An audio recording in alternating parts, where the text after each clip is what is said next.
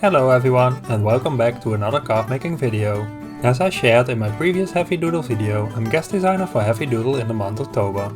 I shared one card before and this is my second and last card I will be sharing on the Heffy Doodle blog and on my YouTube channel. I wanted to create colorful beach houses, so I chose a slimline card to feature them. Let's jump right into it. Spreek je Nederlands? Er is ondertiteling beschikbaar. First it's time for coloring. I use my Copic markers for this and you can see the color number on the left of my paper so you know which color number I use. If you want to see all the supplies I used, check out the blog post I linked in the description to learn more about that. I stamped out all the images with Memento Tuxedo Black and the help of my Misty, so I can stamp multiple times if needed. If you want to skip watching me color, you can skip to the time that pop-ups on the screen now.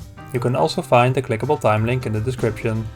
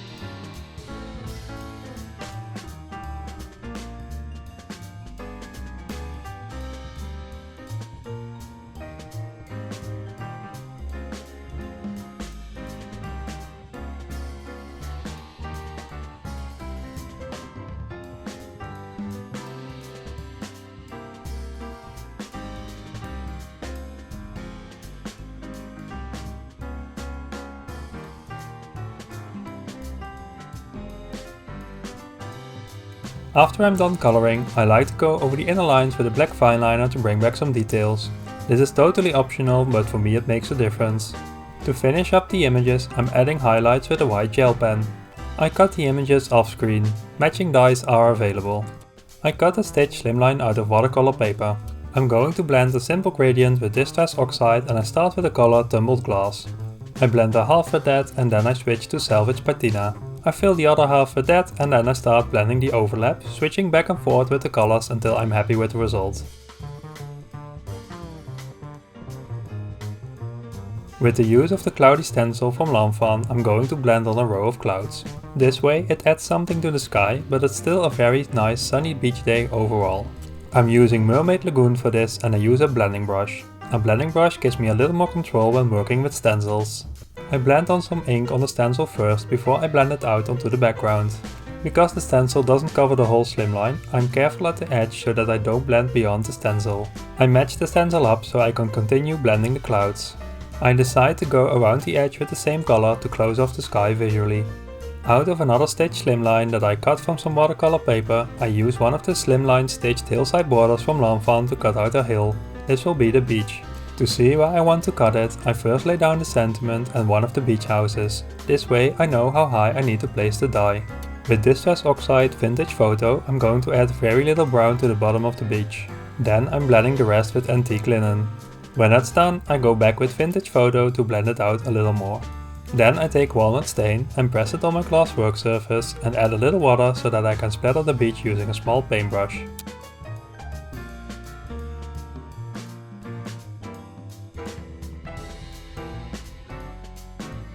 I place my background in my Misty and place the sentiment stamp again. I use Distress Oxide Chipped Sapphire for this. I use my Misty so I can stamp it multiple times to get a clear impression. Especially because the watercolor paper has a little texture, it needs to be stamped multiple times.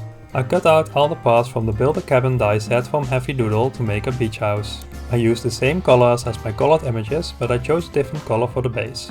I'm adding a little dimension to the parts of the beach house using Distress Oxide again and a blending brush. I start with picked raspberry and go around the edge of the base. I use Antique Linen for the door and the door frame. Now I'm going to assemble the beach house. I start with gluing the door and the door frame into place.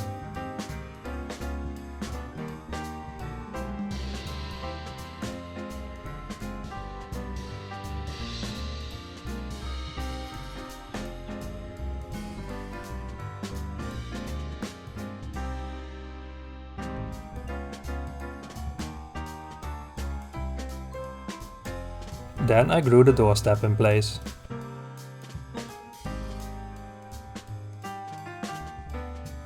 I finish up the door by adding the doorknob. Then I glue the roof in place.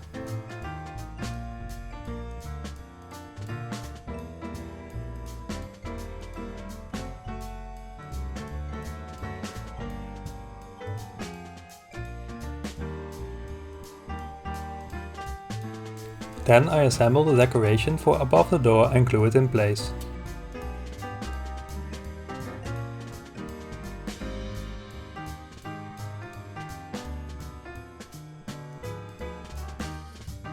Now it's time to assemble the scene.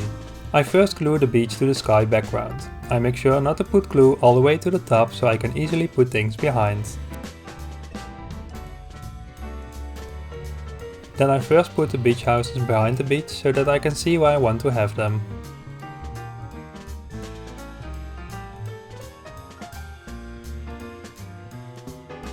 Then I lay down my die cut beach house on the left. Now I take the little crab and glue one of the party hats to their head.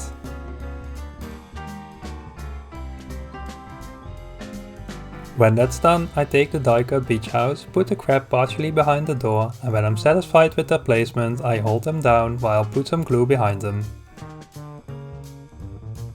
I glue one of the pinwheels into their scissors. After that, I glue the beach house in place.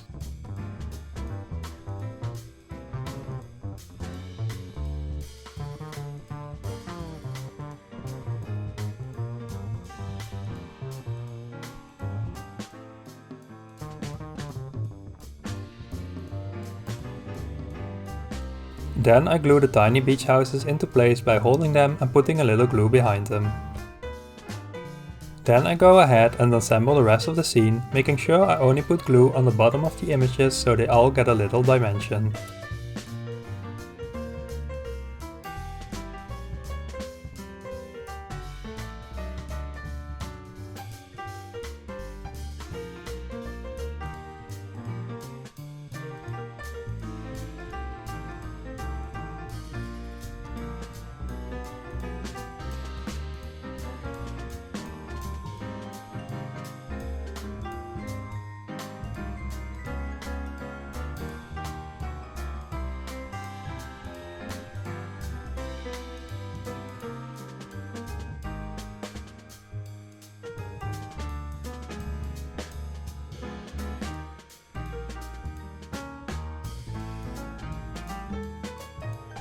I made a craft paper slimline card base that's a little bit bigger than my stitch slimline, so I have a little border around my scene.